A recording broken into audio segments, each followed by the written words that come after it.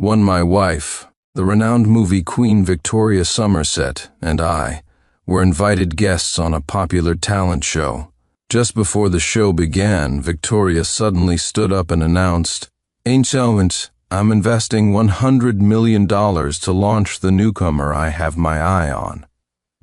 Everyone knew this newcomer, Ethan Riley, was essentially her boy toy. The announcement sent shockwaves through the venue. Gasps and murmurs of disbelief filled the air. I sat in the audience, watching coolly, a bitter taste in my mouth. Then my gaze fell upon a girl standing alone in the shadows of the stage wings. She looked lost, her eyes filled with uncertainty and helplessness. Seeing the audience and judges seemingly ready to dismiss all other contestants because of my wife's bombshell, I calmly rose to my feet. Pointing towards the girl, I declared loudly, "Whatever amount you invest, I'll double it. I'm backing her all the way."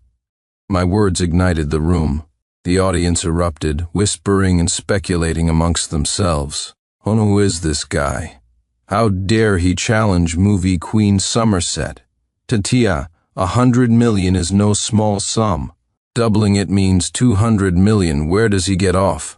Confusion etched on every face. All eyes turned to me. Victoria's perfectly made-up face was now clouded with fury. Her eyes blazed as she snapped at me, "Sincere Clark, you're just a producer at an entertainment company. You spend the money I earn. What right do you have to compete with me?"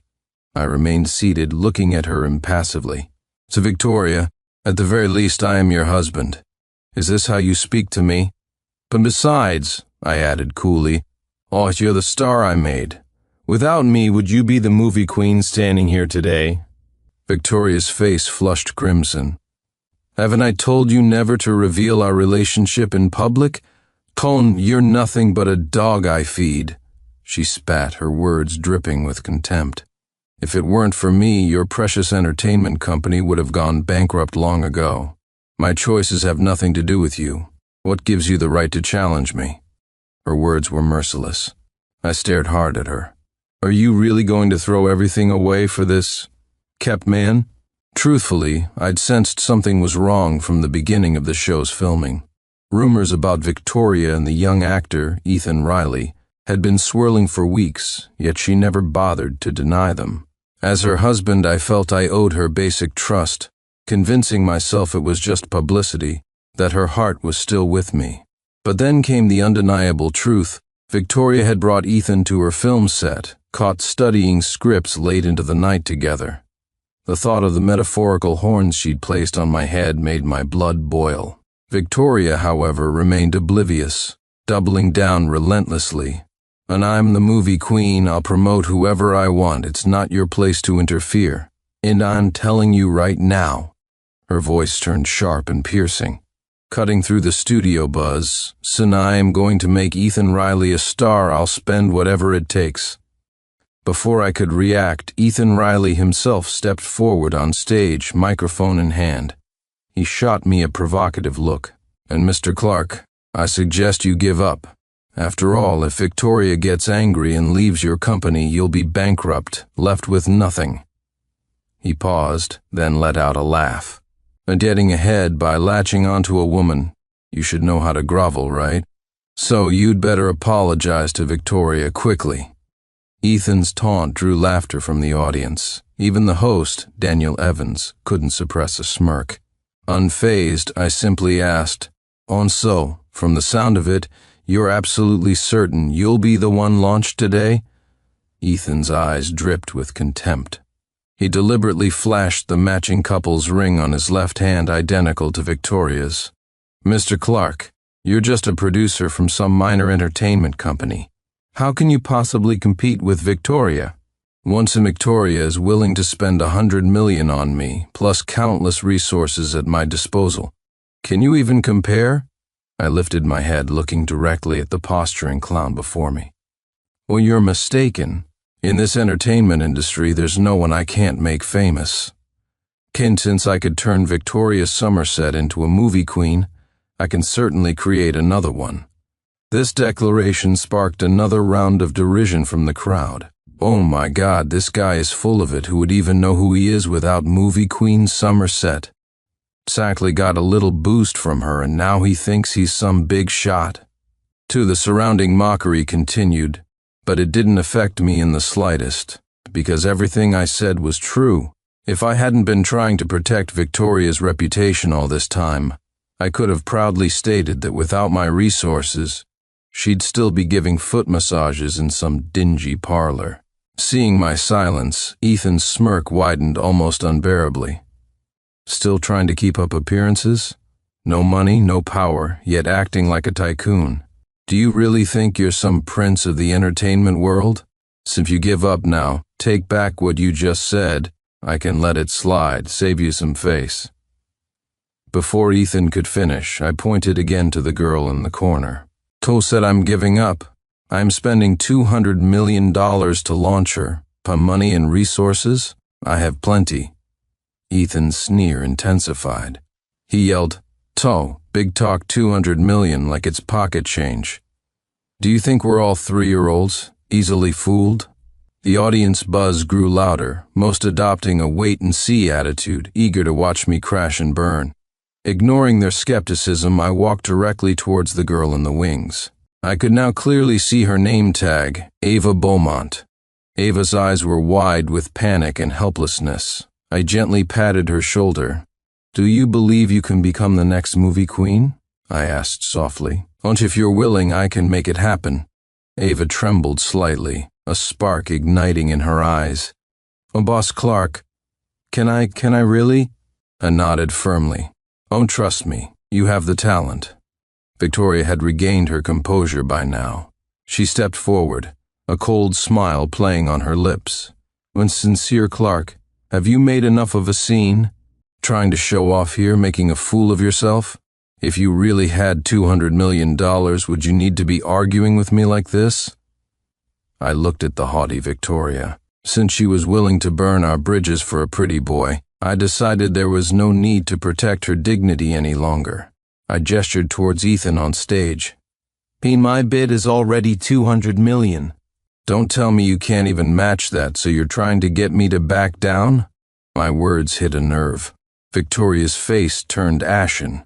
She gritted her teeth. "Then Sincere Clark, don't push your luck. 200 million is nothing to me.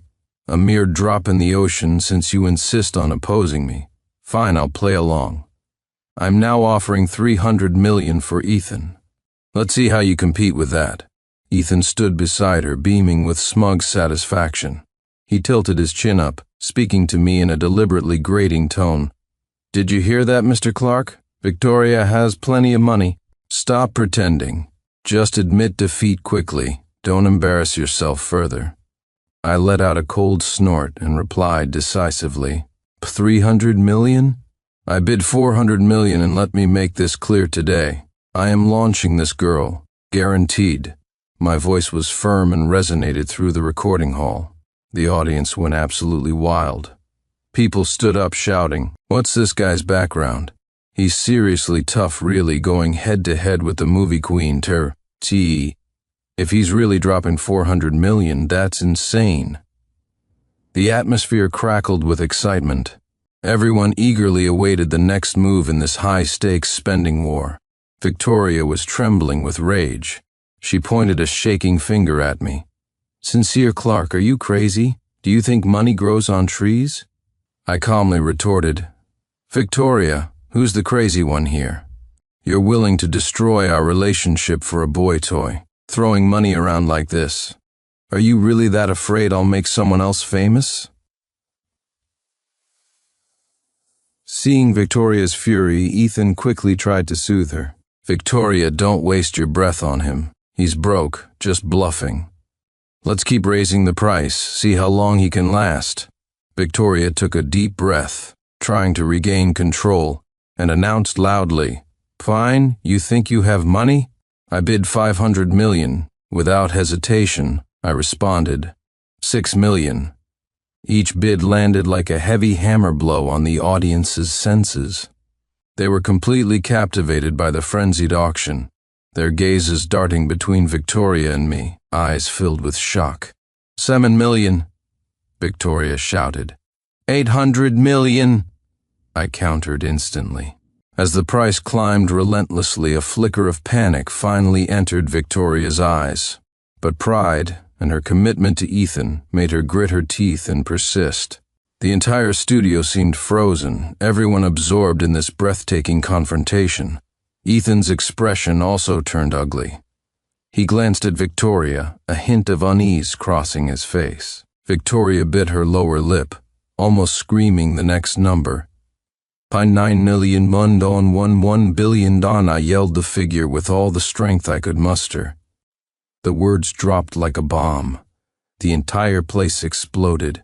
Audience members jumped to their feet, mouths agape, unable to believe their ears. The host, Daniel Evans, was so stunned he almost dropped his microphone.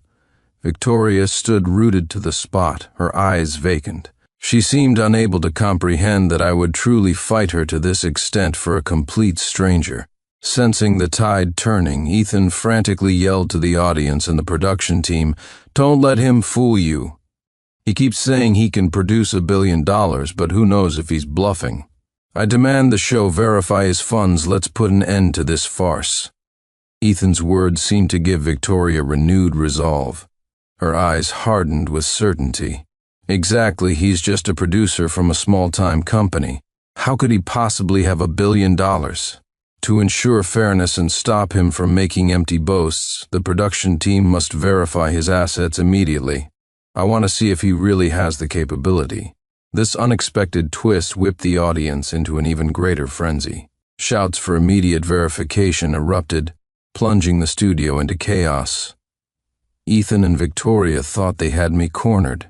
They believed I was all talk, that I couldn't possibly produce such a sum, and my relentless bidding was just a desperate bluff.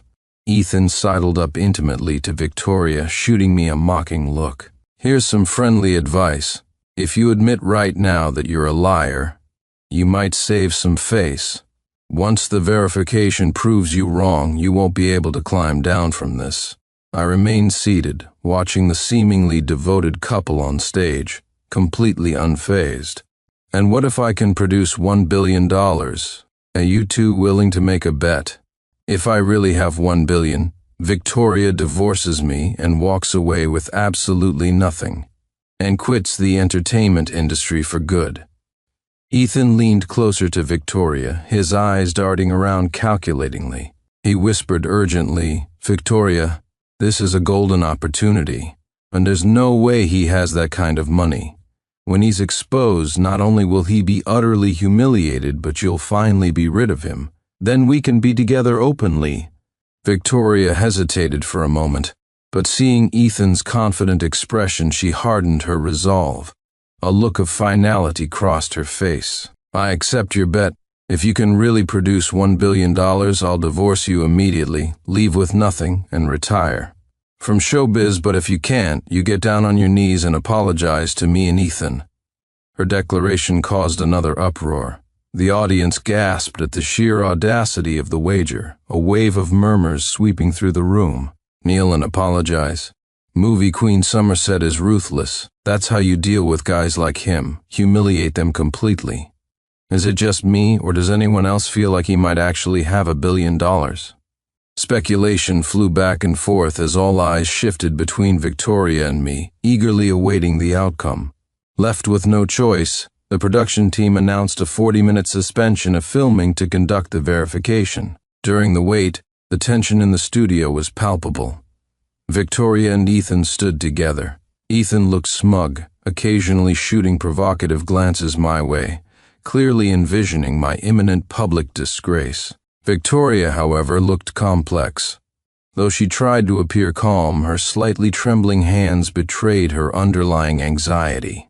I simply sat aside, eyes closed, appearing perfectly serene. Time flew by. Soon, the head of the production team, Mr. Harrison, hurried back onto the stage, clutching a thick report. He cleared his throat, his expression grave. In a loud, clear voice, he announced, "After a rigorous and thorough verification process, We can formally confirm that Mr. Sincere Clark does indeed possess the financial capability to produce $1 billion in liquid assets on short notice. The smiles froze on Victoria's and Ethan's faces. Their eyes widened in utter disbelief. Victoria staggered back a step, her voice trembling. That's impossible. How could you have so much money? Ethan panicked. Is there a mistake? Mr. Harrison, are you sure? Did he bribe you? He stammered. In an instant, the studio erupted as if a bomb had gone off. The audience leaped to their feet, a mixture of cheers and applause thundering through the hall.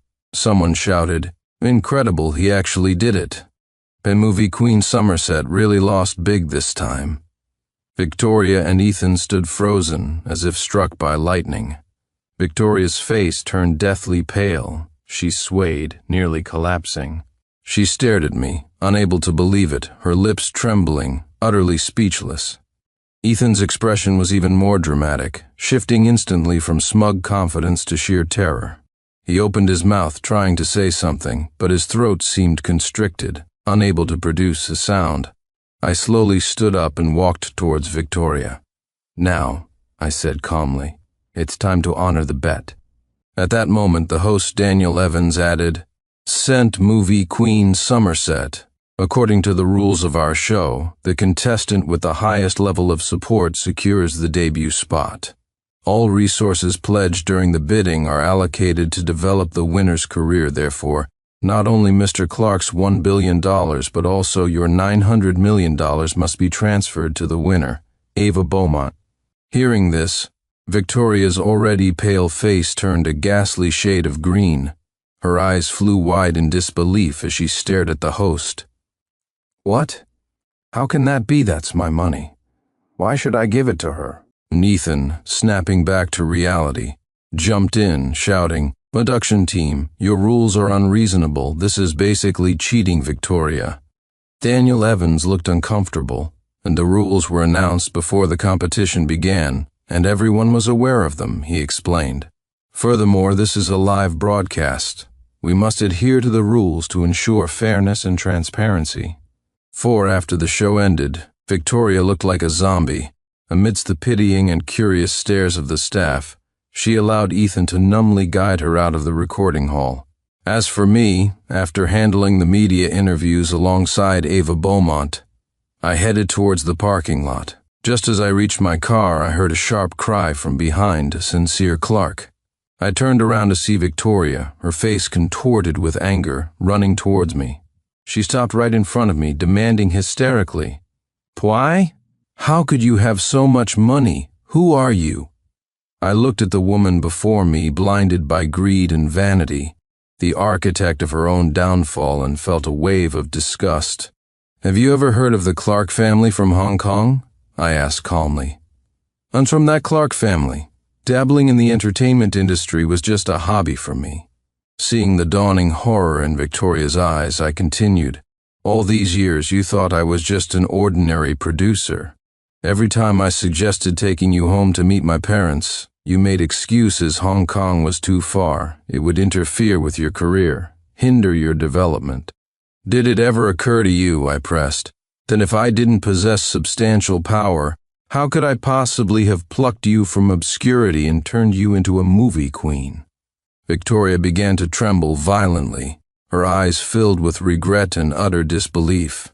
The Clark family held immense influence in both business and entertainment, their empire spanning countless industries. Even the scraps falling from their table were enough to launch any newcomer in the entertainment world into superstardom.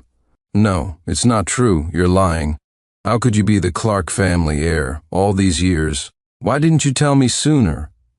Victoria clutched her head, unable to accept the reality. Ethan had caught up by then. Hearing my words, his face instantly drained of color.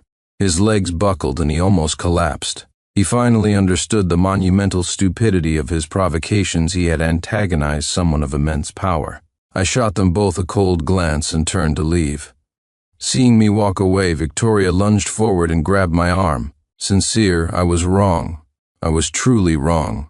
Let's not get divorced. Please give me another chance. I'll make it up to you. I swear I can cut off all ties with Ethan completely, she pleaded desperately, tears streaming down her face. I let out a cold laugh, cutting her off mercilessly. On chance? When you were tearing me down on that talent show for Ethan's sake, did you ever think about giving me a chance? You keep saying you regret it, but do you even realize what you did wrong? A flicker of panic crossed Victoria's face. She opened her mouth but couldn't find the words. And let me ask you this, I continued relentlessly. If I were just an ordinary producer without the Clark family background, without immense wealth, would you and Ethan have just walked all over me? In your eyes, I was just a tool for your ambition, a stepping stone for your vanity. Tears welled in Victoria's eyes as she tried to defend herself. No, Sincere, I truly loved you. I was just momentarily foolish. I looked at this hypocritical woman. Loved me? You love power and status. You don't regret hurting me. You're just scared. Scared of losing the spotlight. Scared of becoming a laughingstock only when you learned the truth. Did you remember my good qualities? That's not love, Victoria. That's selfishness. Victoria started shaking uncontrollably, tears finally breaking free. Sincere, I admit I was vain and stupid, but I've really changed now. Please believe me. I turned my face away, unwilling to look at her any longer. Victoria, the past cannot be changed. The moment you made your choice, there was no going back for us. You need to live with your decisions. 5. After the live broadcast fiasco, Victoria and Ethan became the butt of jokes throughout the entertainment industry because Victoria failed to pay the $900 million as per the show's rules and didn't retire as she'd wagered. Related hashtags trended relentlessly online. Every comment felt like a sharp needle pricking Victoria's pride. She couldn't even bear to look at entertainment news on her phone. Whenever she tried, her screen was flooded with discussions about the live show. Every word mocking her foolishness and vanity. When the movie queen actually lost her head over a pretty boy serves her right, tried to gain something but lost everything. And guess love made her blind, didn't even know her own worth. Reading these comments, Victoria felt a surge of rage rush to her head. Her hands trembled with anger and humiliation. Finally, she couldn't take it anymore. With a loud crack, she hurled her phone against the wall, shattering the screen. But even then, the piercing sounds of mockery echoed relentlessly in her mind. While Victoria wallowed in anger and despair, my legal team found her with the divorce papers. When the lawyer presented the agreement, panic flickered in Victoria's eyes, quickly replaced by unbridled fury. "Impossible, I don't agree," she shrieked, clenching her fists so tightly her nails dug into her palms. Sincere Clark, how dare he? She had always believed I was just a producer clinging to her coattails for relevance. She never dreamed I was the heir to the powerful Clark family. The thought filled her with bitter regret, but it was far too late. The moment the divorce papers were signed, Victoria and I were officially over. Although I didn't use my family's connections to explicitly blacklist her, the entertainment industry is notoriously fickle, always favoring the powerful and abandoning the fallen. Word quickly spread that Victoria had lost her powerful backing. Within days, her endorsements vanished like snowflakes in summer. Film roles, variety show appearances, all previously secured opportunities evaporated without a trace. Her pipeline of projects dried up completely, leaving her without substantial work for a long time. Desperate to earn money and stage a comeback, Victoria agreed to appear on a notoriously snarky celebrity talk show. The live broadcast began on schedule. Victoria walked onto the stage with a practiced smile, but the studio audience was noticeably cold. Trying to energize the room after a brief introduction, the host, Daniel Evans, deliberately raised his voice. "Welcome, Victoria Somerset, the former movie queen everyone certainly remembers your dramatic performance on the talent show Cinectoria," he continued, leaning in. "On that show, you went head-to-head with Boss Clark to support contestant Ethan Riley, only to lose spectacularly. Looking back now, any thoughts?" A wave of laughter rippled through the audience. Victoria's face instantly drained of color, her hands gripping the arms of her chair. The online comments started scrolling frantically. A movie queen Somerset actually dares to show her face? Did she ever pay back the $900 million? Lost her sugar daddy and still thinks she can hang around in showbiz? Victoria's smile froze, her anger finally boiling over. But the host pressed on relentlessly, went after offending boss Clark. We hear your resources dried up. You can't even get minor roles. Do you regret being so blind back then? Victoria snapped. She shot up from her chair, her eyes red-rimmed, and yelled, "Oh, enough, you're deliberately humiliating me." She glared fiercely at the host and the surrounding guests, then turned and stormed off the stage. Hashtags like Victoria walks off and former Queen Sorolosa instantly dominated trending topics. Online commenters celebrated her downfall, and as arrogant as she was before, that's how pathetic she is now. Is karma still hoping for a comeback? Dream on. So wow, blew $900 million failing to launch her boy toy, ruined her own reputation, and now humiliates herself further. Furious, Victoria returned to her agency office. Her agent, Marcus Cole, rushed in, his face etched with anxiety and helplessness. "Victoria," he began carefully, "everyone in the industry knows about your divorce from Sincere Clark. People are wary of his family's power, so—" He paused, gauging her reaction. "Offending Sincere Clark makes things incredibly difficult for us in this business. You might still have the movie queen title, looking glamorous on the surface, but if this continues, you really won't get any work at all." Victoria exploded, sweeping a pile of documents off her desk onto the floor. "Why do they dare humiliate me like this?" she raged. "What's so great about Sincere Clark? Without him, I, Victoria Somerset, can still reach the top again." Marcus tried to reason with her, but Victoria impatiently waved him away, dismissing him from the room. Defiant, her nails digging into her palms, Victoria swore fiercely to herself. "Sincere Clark, just you wait. I, Victoria Somerset, will absolutely not go down. Like this, I will make a comeback and prove I don't need you." Soon, news broke about a major film production with a top-tier creative team.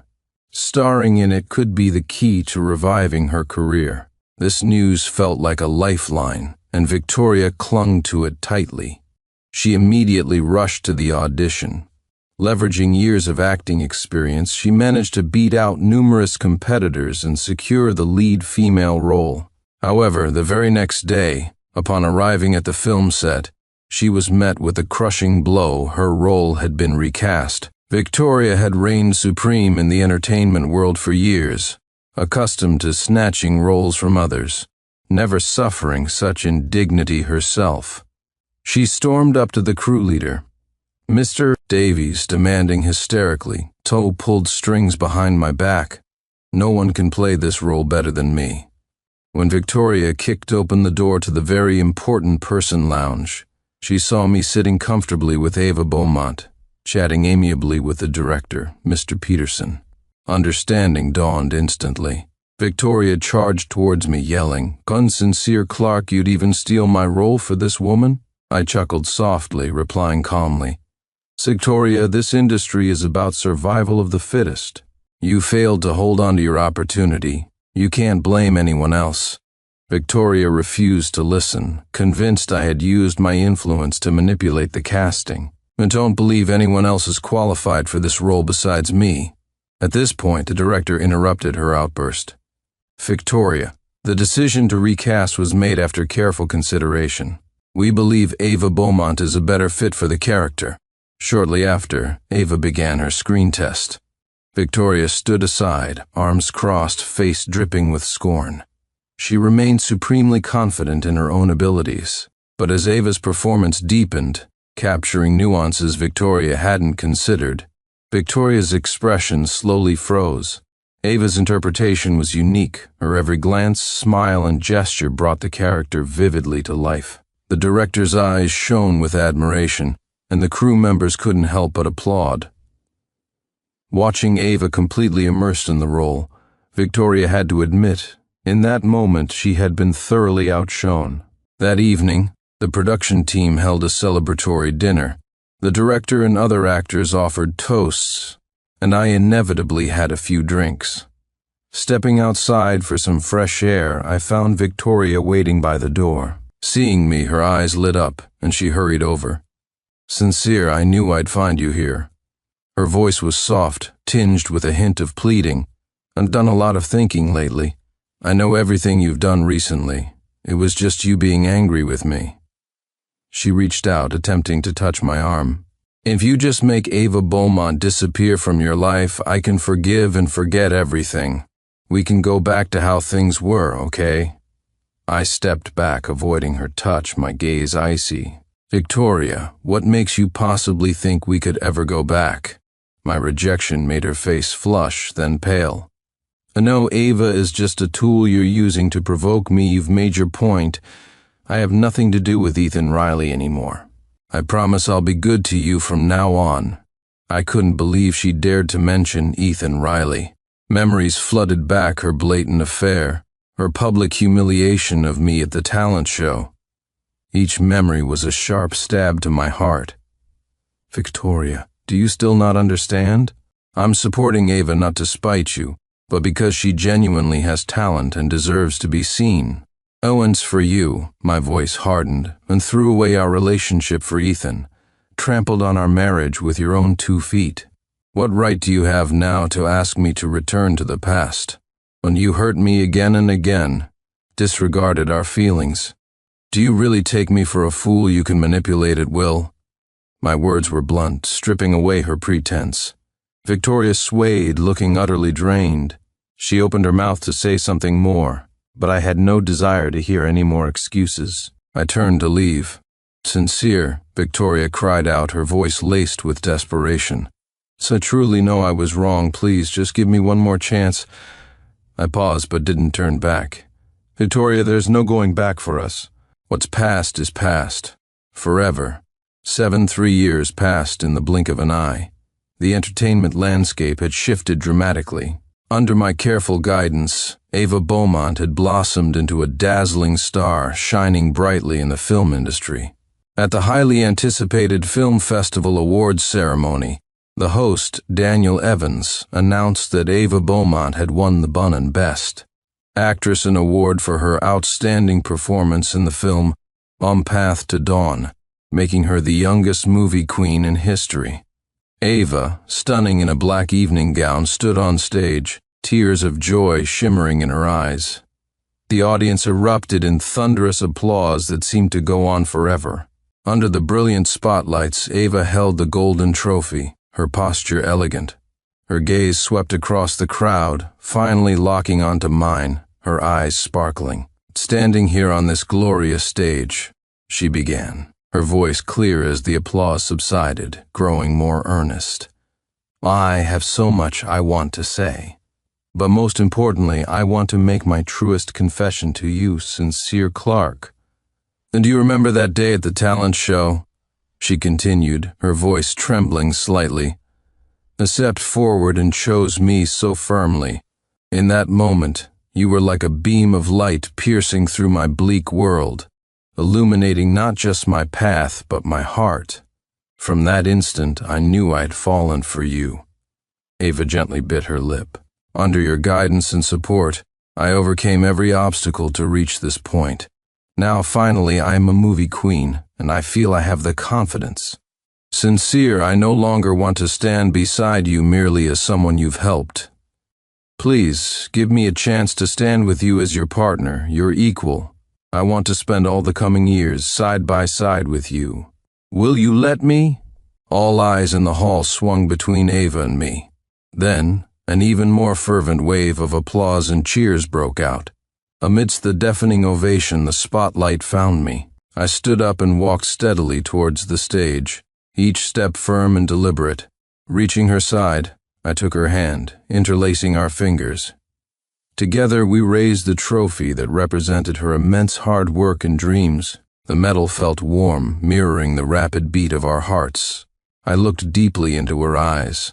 "And I always believed in your limitless potential, Ava. And over these years I've fallen deeply for your dedication, your kindness, your purity. For the rest of my life I want to be with you, through every sunrise and sunset, celebrating more triumphs and facing every challenge together. The audience went wild. Camera flashes popped relentlessly, capturing this romantic moment for eternity. Ava's tears flowed freely now. In the dreamlike glow of the stage lights, we held each other tightly. For the rest of our lives, I whispered, we'll never be apart.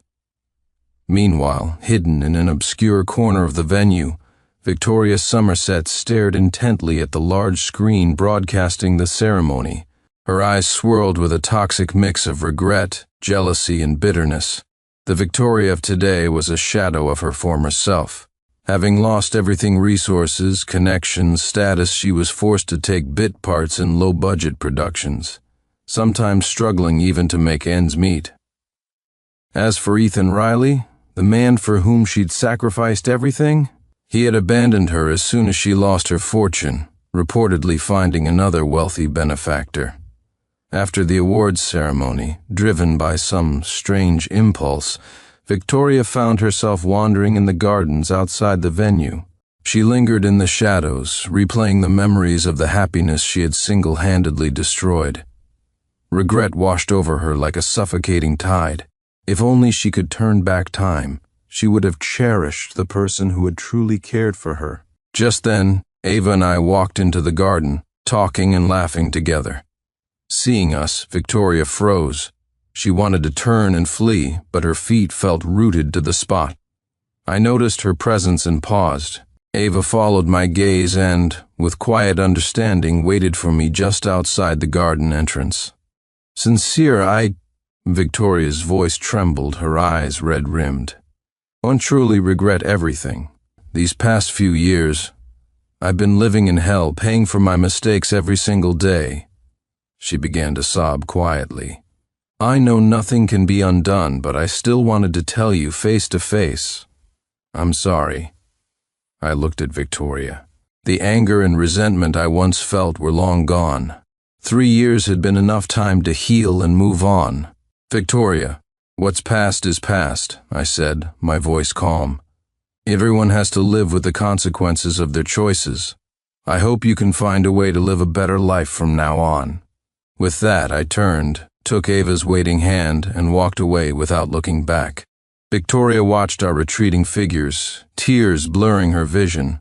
She finally understood with painful clarity that everything was irrevocably lost. It was a reality entirely of her own making, leaving her alone to spend the rest of her life drowning in endless regret. My fiancé fell in love with a student from a poor background who worked part-time at my company. She was dead set on breaking off our engagement to be with him, ready to face a life of hardship. My family believes in lifelong commitment to one person. With my fiancé breaking off the engagement, I became the family laughingstock. My mother, Eleanor Eastwood, held their files, and scumbag man and the scumbag woman certainly suit each other. My father, Richard Eastwood, ever the calm strategist, asked, "Have you figured out how to make them regret this?" I sneered. Of course. When Victoria Sterling threw a stack of photos showing a man and woman kissing in front of me, declaring to all the dignitaries of the city that she wanted to break off our engagement, I was somewhat stunned. The photos were crudely tossed onto the table, stained with a bit of grease, but the clumsy signs of photoshopping were still clearly visible. Victoria pointed at these baseless accusations, aggressively demanding, "But someone hadn't sent these photos to me before the engagement, I might have been kept in the dark by you forever.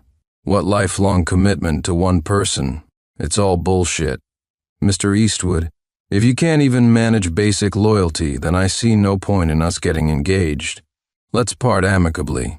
Victoria's eyes were slightly red, a mixture of sorrow and anger etched on her face. I had never seen her like this. I quickly picked up the photos, pointing out the obvious editing marks. And man in the photo is me, but I don't know this woman at all.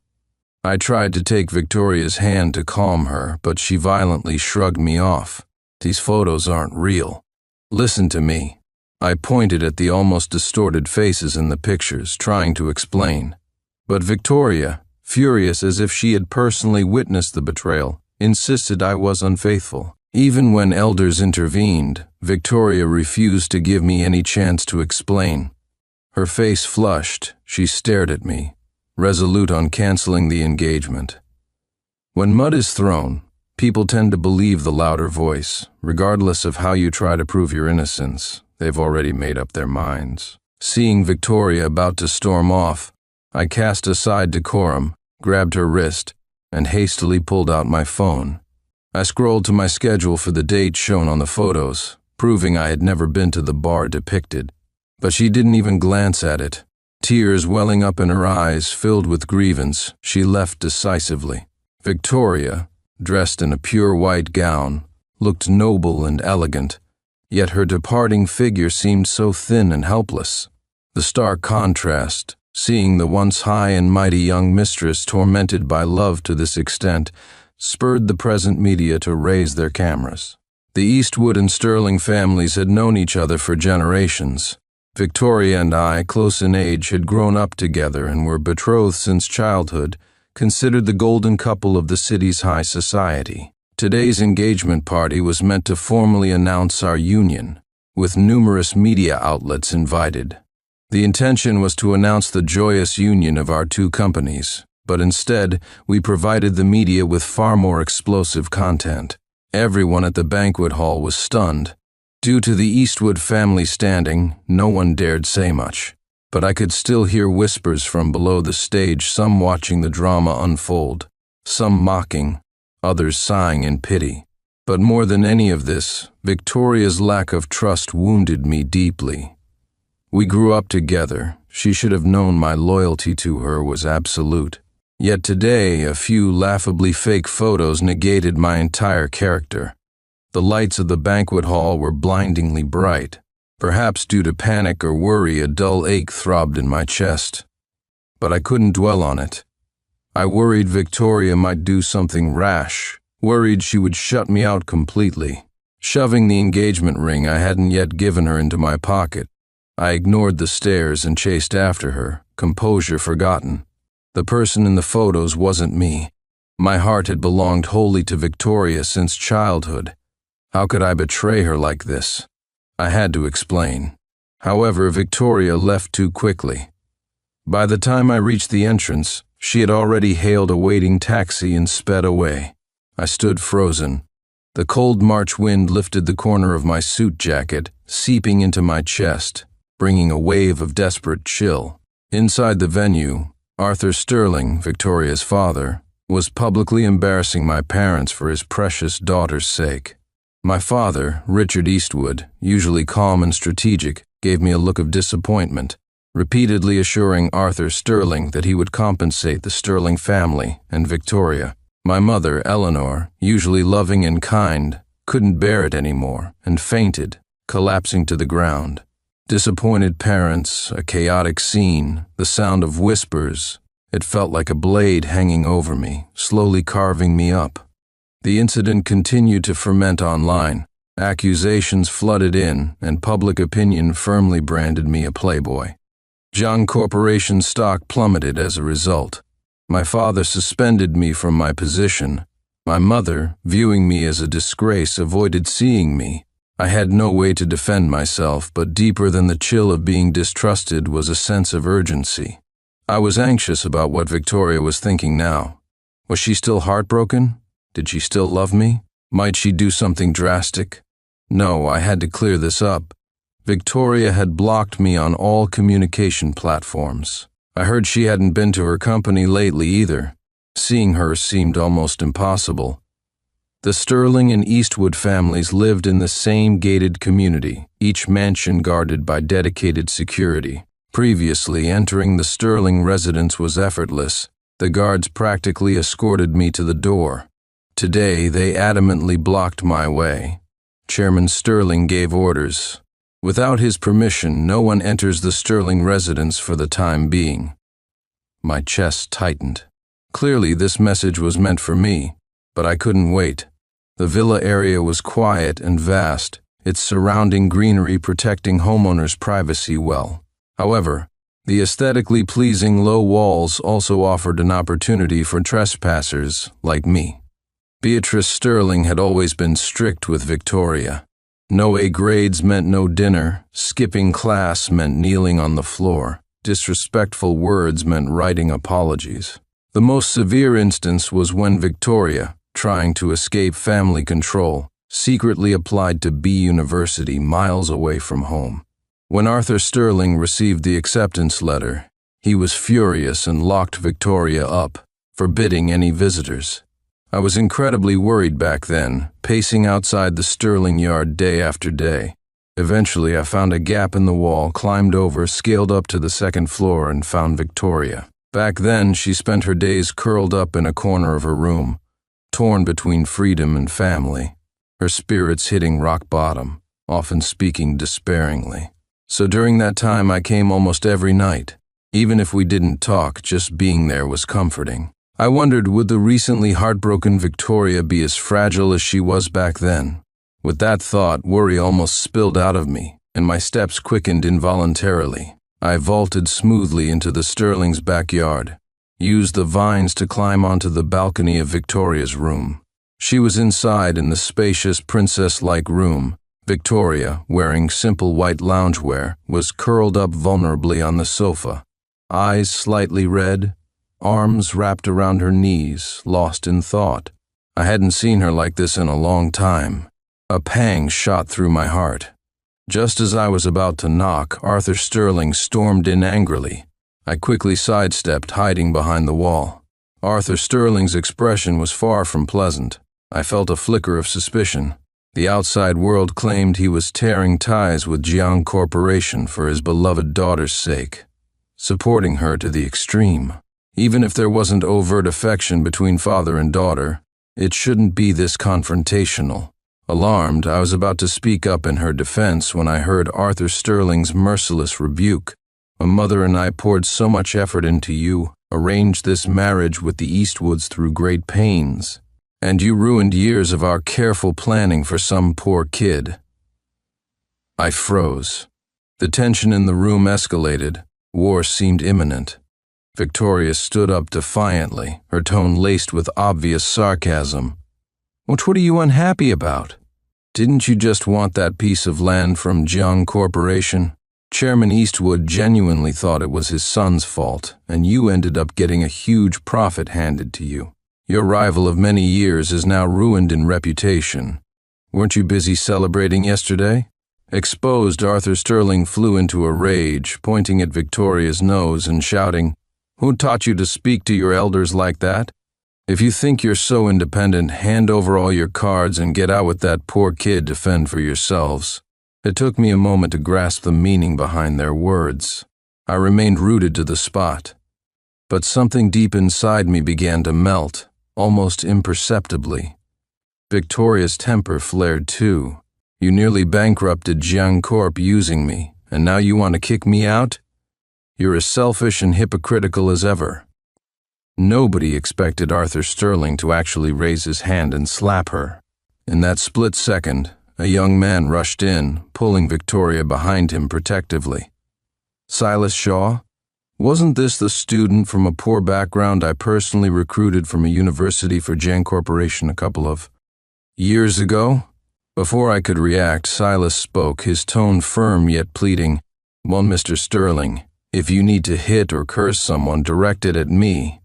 Victoria is pregnant right now. She can't handle this kind of stress." I don't remember how I left the Sterling residence utterly devastated.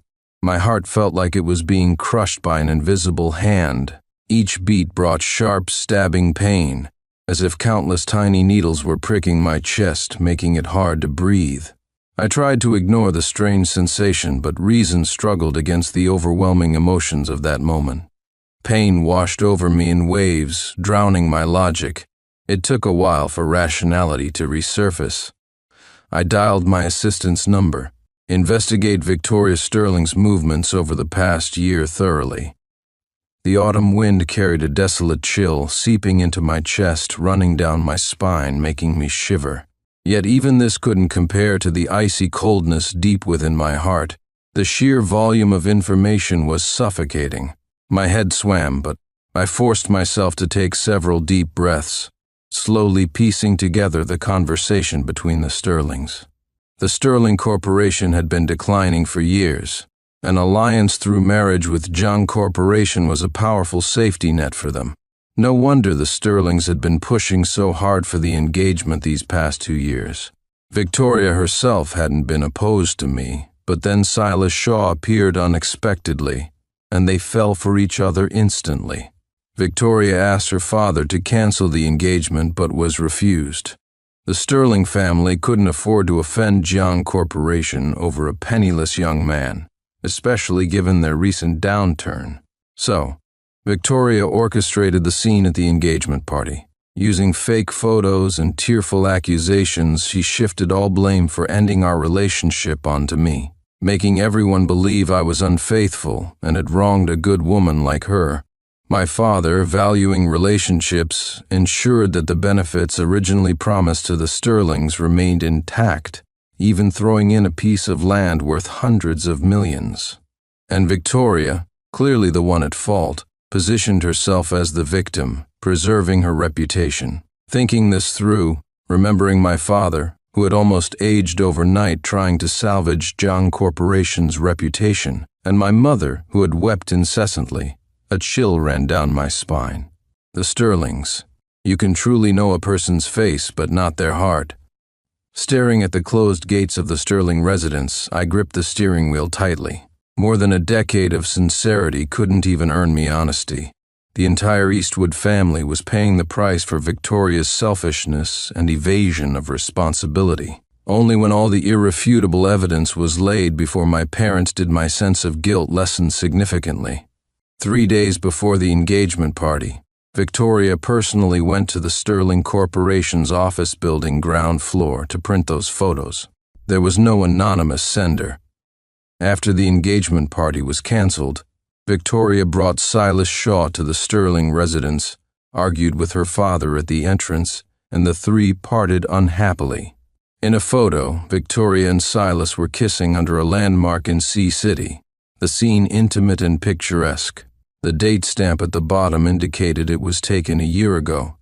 My father looked up, puzzled.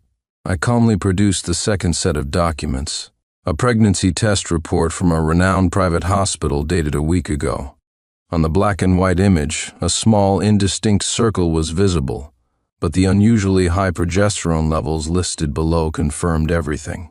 At the bottom of the report, the words, 3 weeks pregnant, were clearly written. Even my father, accustomed to major upheavals, was shocked by the Sterling family's shamelessness. It took him a while to process it all, and they saw they couldn't hide it anymore, so they dumped all the blame on us. The Sterlings really play a good game. My mother clutched the documents, looking at the unformed fetus on the report, then glanced silently towards my head, feeling as if a green aura hovered around her son. Recalling the gossip and rumors she'd endured recently, she couldn't help but snort coldly, and scumbag man and scumbag woman. Truly a perfect match. Lonnie, and you decided how to retaliate against them? Of course. 2 days later, the Eastwood Sterling engagement breakup scandal took a complete turn. Sterling heiress risks all for love. Sinfertoria Sterling pregnant, Durban devoted sincere Eastwood cruelly deceived. Sterling Corporation apologizes. Victoria Sterling kicked out of family home. Scrolling through the trending topics that nearly crashed social media platforms on my tablet, the only feeling I had was irony. One had to admit, public opinion truly had the power to overturn everything, destroying a person's social image in an instant, only to pull them back onto a pedestal with a few words. This time, it was the Sterling Corporation caught in the crosshairs. Perhaps 10 years ago, Sterling Corp. could rival John Corp. But internal strife plagued the family in recent years. Countless relatives meddled in the family business, leading to chaotic management and stagnant growth. The company's stock couldn't withstand such a massive public opinion shock. Arthur Sterling was forced to publicly apologize to the Eastwood family and the public. On camera, the portly middle-aged man's eyes were filled with exhaustion. His rimless glasses cleverly concealed his shrewd, mercantile nature, making him appear much more sincere. Of course, only appear. Under constant pressure from the board to save his precarious chairmanship, he had to feign ignorance of his daughter's actions and publicly announce the severing of father-daughter ties with the morally corrupt Victoria. Victoria vanished completely from the public eye. However, some netizens, through doxing, discovered that after the scandal broke, Victoria posted a picture on an alternate account holding hands with a man. Captioned, "Even if thousands oppose me, I will go forward." Our childhood friend is quite the romantic, isn't she? Framing her fiancé for a poor kid wasn't enough. She had to defy the whole world. Wayne Wallace grinned at me. Although Victoria never showed her face, secrets rarely stay hidden. Word was that Arthur Sterling, deeply embarrassed by Victoria's premarital pregnancy, had completely kicked her out. And Victoria, determined to fight her family, clinging to the naive belief that love is enough, resolutely left with Silas Shaw. When Wayne Wallace told me this, he didn't forget to mock the glowing green hat metaphorically perched on my head. This childhood friend had always been sly. Annoyed, I grabbed an apple and threw it at him. "Still thanks to you," Wayne dodged hastily, pleading for mercy. "Wallace Media was just testing the waters with a news company, and then Mr. Eastwood Jr. here hands us such a massive scoop. Almost got us publicly listed. Ponput. Is this really over now that you've cleared your name?" Wayne dropped the joking tone, asking seriously. I gave a cold laugh. Jiang Corporation lost billions in market value overnight. The Sterling Corporation, playing dumb, almost made a fortune short selling our stock. Then there were the investors who couldn't bear the loss and jumped from rooftops. My mother, who spent half a month in the hospital from the shame and mockery, and my father, who had never bowed his head to anyone in his life but spent those days apologizing everywhere. How could it possibly be over just like that? I logically resumed my position at the company. The recent turmoil caused by public opinion wasn't entirely detrimental. It helped my father and me see many people's true colors. Once the stock market stabilized completely, I initiated the largest round of layoffs in the company's recent history, aiming to remove dissenters and inject fresh blood into management. Some left, others joined, some were demoted, others promoted. The marketing department had hired many newcomers in the past 2 years, including Silas Shaw. Silas was professionally competent, almost standing out among the new generation of employees. I made exceptions and promoted a group of newcomers, except for Silas. His hopes dashed, Silas could only ask HR directly. But HR coldly informed him it was upper management's decision, knowing nothing more. According to regulations, an employee at Silas's level couldn't meet with me. Thus, despite his multiple requests for an explanation, I rejected them all. As for the real reason behind this, I believe he knew perfectly well. Having offended the young master of the Eastwood family and not being accepted by the Sterlings, Silas couldn't find another job even if he wanted to jump ship. He had no choice but to tough it out at Jiang Corporation. However, Silas seemingly couldn't swallow this indignity and actually brought Victoria to confront me. This was the first time Victoria and I had truly sat down face to face since the engagement party debacle. As her pregnancy wasn't far along, Victoria was still slim. She wore high heels to project confidence, but heavy makeup couldn't hide the exhaustion on her face. "I have an important meeting this afternoon. If you're here about Silas Shaw's failed promotion, I advise you not to waste your breath. Go back early." Facing Victoria, I no longer had the tenderness or patience I once did. She clearly hadn't expected me to be so aggressive right from the start. She paused before saying, "Mr. Eastwood, if you're angry because I engineered the breakup, then I sincerely apologize here. But Silas is innocent." Victoria was used to being the young mistress, likely accustomed to my subservient attitude towards her. Even saying "I'm sorry," her tone remained haughty, as if implying I should know better and accept her apology quickly. I scoffed. What is the real purpose of Miss Sterling seeking me out? And promote Silas. I placed both hands on the desk, leaning forward slightly aggressively, looking directly into Victoria's eyes. I wonder, are you ordering me as Sincere Eastwood's ex-fiancé, or as the heiress kicked out by the Sterling family? Victoria clearly hadn't expected me to be so blunt. Her face instantly flushed red, about to explode in anger. I smiled roguishly, delivering a blatant threat. Once you should know, Silas Shaw offended our Eastwood family. Right now, besides Jiang Corporation, nobody dares hire him. If Miss Sterling displeases me, blocking a promotion is a minor matter. The conversation ended unpleasantly. Watching Victoria's retreating figure, I recalled the families of investors who committed suicide due to the stock market crash. Remembering them holding urns and 3-year-old children protesting downstairs at Jiang Corporation, a wave of nausea washed over me.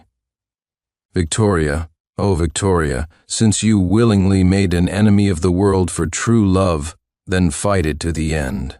Knowing this young mistress, cut off by the Sterling family without my support, unemployment would inevitably be difficult. Silas Shaw, who supported himself through part-time jobs during university, definitely couldn't sustain Victoria's high spending habits on his meager salary. It's easy to go from frugal to lavish, but hard the other way around. This simple truth is perfectly illustrated by the rich girl and the poor boy. I had brief interactions with Silas Shaw during new employee recruitment. Silas had excellent grades, was meticulous and careful in his work, and fiercely ambitious. He had an incredibly clear career plan, a real go-getter determined to escape his current social stratum. His only flaw was always looking for shortcuts and opportunities for quick advancement. He thought latching onto the Sterling family would save him 20 years of struggle. If both sides had been more sincere, perhaps I could have magnanimously let Victoria go. Unfortunately, they chose this underhanded method. Given Silas's ambition, he certainly wouldn't be content as a low-level employee in the marketing department, nor would he allow Victoria to become completely useless to him. The current calm was merely the illusion of moonlight on water. But I didn't expect this day to come even sooner than I imagined. After Silas's 5th failed attempt to schedule a meeting with the CEO's office, he directly intercepted me in the underground parking garage. He wore a simple shirt, his figure lean and tall, his pale complexion making him look particularly refined.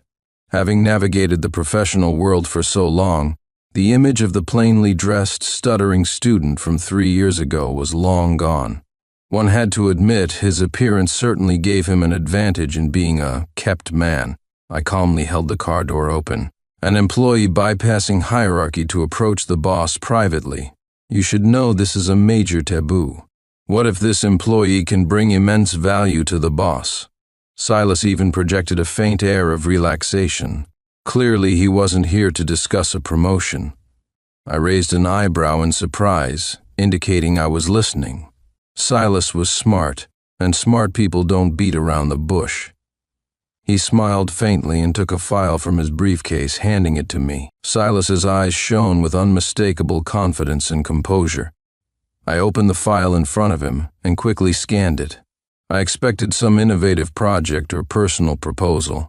Instead, Silas delivered a compilation of nearly all of Sterling Corporation's illicit activities over the past decade: bribery of high officials, securing illegal loans by bribing bank executives, hiring violent organizations for retaliation. Bold headings listed offenses, any one of which was enough to send the entire Sterling family to prison for years. Silas looked at me triumphantly. Eastwood and Sterling families have been rivals for over a decade. After the recent engagement fiasco, the Sterlings kicked Jiang Corp while it was down, nearly bankrupting it through short selling. I imagine Mr. Eastwood isn't willing to just swallow that, right?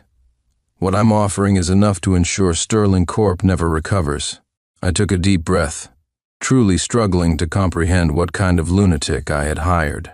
"Oh, you got this from Victoria?" "Yes," Silas affirmed my guess without hesitation. "You're about to be a father. Yet you plan to use me to send the mother of your child to prison? Shush, you have to crack a few eggs to make an omelet, Mr. Eastwood. You understand that. And you considered the consequences for the Sterling family and Victoria if you give me these documents? Silas glanced at me, annoyed, clearly wondering why my questions were so sentimental. Circling around family and Victoria. In his negotiation scenario, I should have been offering him a higher position by now. Silas answered impatiently. I gave Victoria and the Sterlings a chance. Unfortunately, the father and daughter are just that stupid.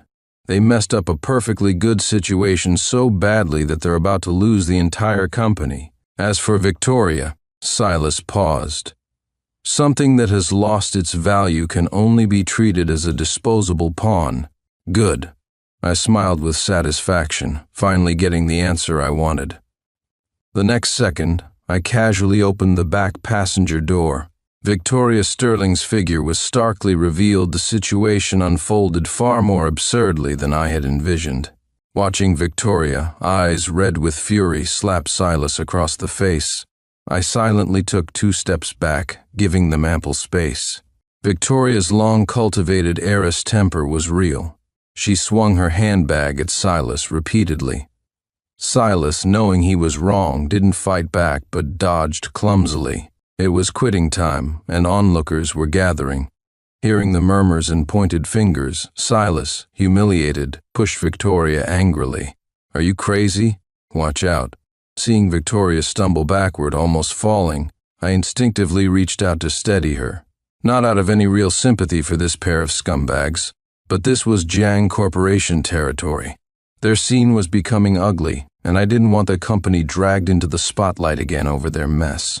The moment Victoria fell into my arms, Silas's sensitive, fragile nerve, a mix of inferiority and arrogance, snapped completely. Sincere Eastwood, I dedicated myself to Jiang Corporation, and you pursued a personal vendetta. Fine. Now I offer sincere cooperation and you betray me. Honestly, I was wrongly accused in this matter too. Half a month earlier, just before Victoria planned to frame me and break off the engagement, our company firewall suffered repeated attacks. And there were records of unauthorized access to the decision-making system outside of work hours to view confidential files. My father and I took this very seriously, specifically meeting with the senior executive whose account was compromised. The executive knew nothing about his account being hacked. An investigation revealed the problem originated with Silas Shaw. This was the fundamental reason I hadn't promoted him.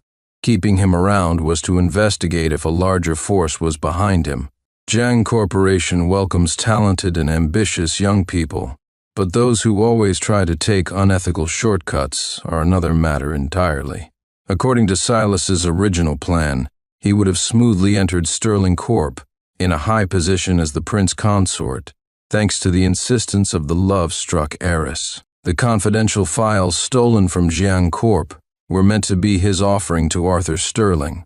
Unfortunately for him, Jiang Corporation always prioritized information security, and Silas failed. What he didn't expect was that Victoria truly was an incompetent fool. Even her pregnancy couldn't sway her father. Seeing his plan fall apart, burdened with a high-maintenance dependent who only spent money, Silas decided to go all in, embarking on the path of selling out his partner for personal gain.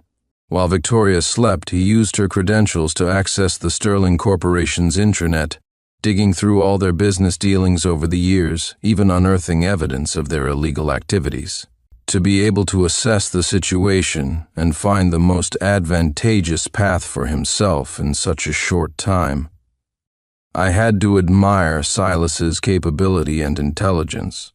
In an era with less stringent laws, where the winner takes all, someone like him would undoubtedly be a major figure. The boomerang had hit him right between the eyes, which was equally unexpected for me. Victoria's presence here was also simple to explain. Likely realizing the Sterling family was facing an insurmountable crisis, although kicked out by her father, they were still blood relatives. Given time, perhaps the matter would have blown over. Victoria had come specifically to plead for Sterling Corp. hoping to leverage my past affection to save her father from the crisis. But she never imagined that while she was fighting for her family, the man sleeping beside her was personally pushing her into hell. And this man was the father of her child. Perhaps because of my unnecessary steadying hand, Victoria felt a flicker of reliance. Just like when she used to get into trouble during her student days, and I would resignedly clean up her messes. So when confronting Silas, her voice grew louder, spewing the nastiest insults she could think of. Gold digger, selfish beast came pouring out. Perhaps those closest know best how to inflict pain. Someone like Silas couldn't stand belittlement and mockery. Even though Victoria was overwhelmed with grief and anger, tears falling like broken strands of pearls, Silas only cared about his own face. They brought all of this upon themselves. I watched coldly as they hurled vicious words at each other, unable to help but recall their declarations of unshakable love and defiance against the world just half a month ago. A sense of disillusionment washed over me. This relationship, fraught with calculation from the start, demanded payment from countless families behind both companies. There should be limits even to selfishness. The chaotic scene finally ended with the sounds of police sirens and an ambulance.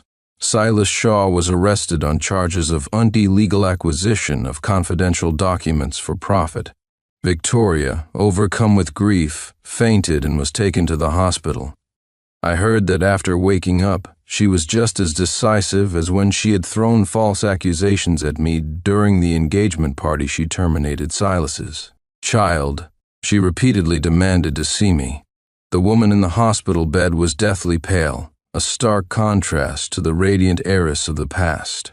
Out of basic decency, I poured a glass of water and placed it by her hand. This gesture perhaps gave Victoria some false hope. Her eyes red, she grasped my hand. Her damp eyelashes clumped together like rain-soaked butterflies, her pupils radiating brokenness. Victoria's voice was pleading, "Sincere, you'll help me, right?" I roughly guessed what she was about to say and coldly tried to pull my hand back. But Victoria, panicked, gripped tighter. Her voice grew louder, trembling more intensely, her words tumbling out faster as if afraid I would leave any second. I already got rid of Silas's baby. Father was taken away by the police. Sterling Corp. is completely finished. Sincere. You're all I have left in the world. Can we start over just like before? She shook my hand excitedly, asking again and again, desperately begging for an answer. "Okay, please?"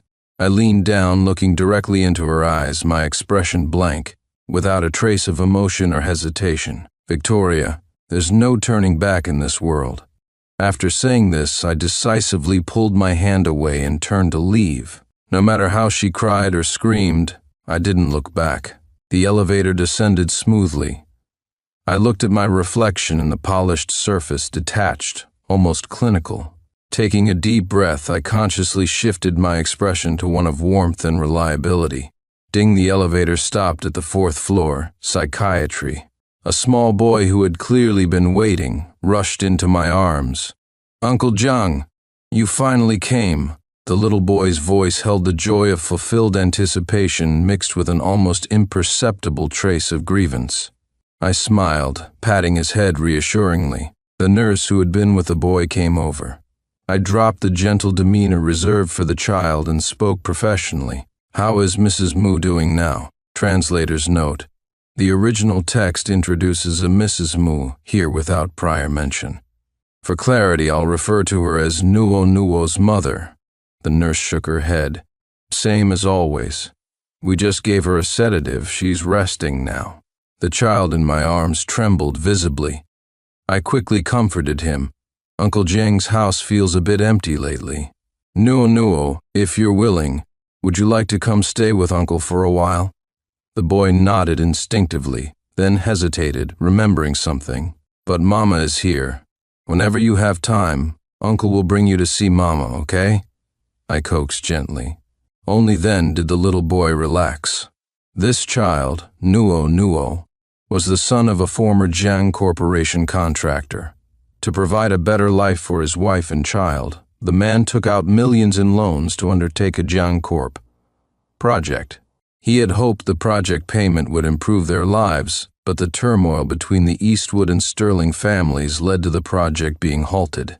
Unable to bear the pressure of debt, the man jumped to his death. His wife suffered a mental breakdown as a result. Families shattered like Nuonuos due to this turmoil were not few. The chaos stirred up by Victoria had a massive impact on both companies, especially on the investors who had long trusted Jiang Corporation, many losing their entire life savings. Families like Nuonuos, broken apart by the fallout, were numerous. Running a business is never just about surface glamour. It carries the responsibility for thousands of families. Next, we bring you the latest local news. The chairman of our city's well-known, long-established enterprise, Sterling Corporation, was arrested this morning on suspicion of bribery, illegal hiring, and other charges. His daughter, Victoria Sterling, has also been indicted by prosecutors for slander. On the hospital's public television screen, Arthur Sterling, handcuffed, was being swarmed by reporters. And that young man who had struggled so hard to get from a remote mountain area to the city was already incarcerated, effectively erased from public record. What awaited Victoria was also life behind bars. The child in my arms shifted restlessly. I sighed softly. Selfish and foolish people must always pay the price for their actions.